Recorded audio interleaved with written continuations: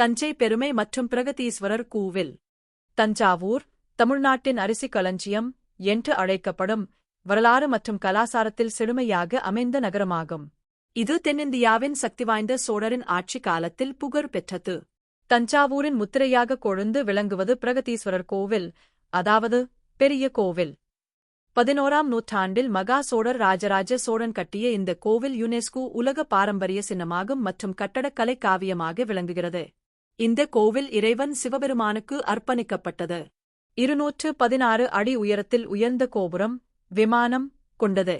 இதன் உச்சியில் உள்ள கலசம் என்பது தன் எடையுடைய ஒரே கற்களால் செய்யப்பட்டது.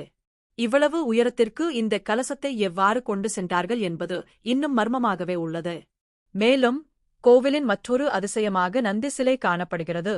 இது ஒரே கல்லால் செதுக்கப்பட்ட 13 அடி நீளமும் விசாலமும் கொண்டது. கோவிலின் சுவர்களில் சிற்பங்கள் மற்றும் புராண கதைகள் சித்தரிக்கப்பட்டுள்ளன. பிரகதீஸ்வரர் கோவில் ஒரு வழிபாட்டு தலம் மட்டுமல்ல, சோழர்களின் கலை மற்றும் பொறியியல் திறமையின் சாட்சியாகவும் விளங்குகிறது.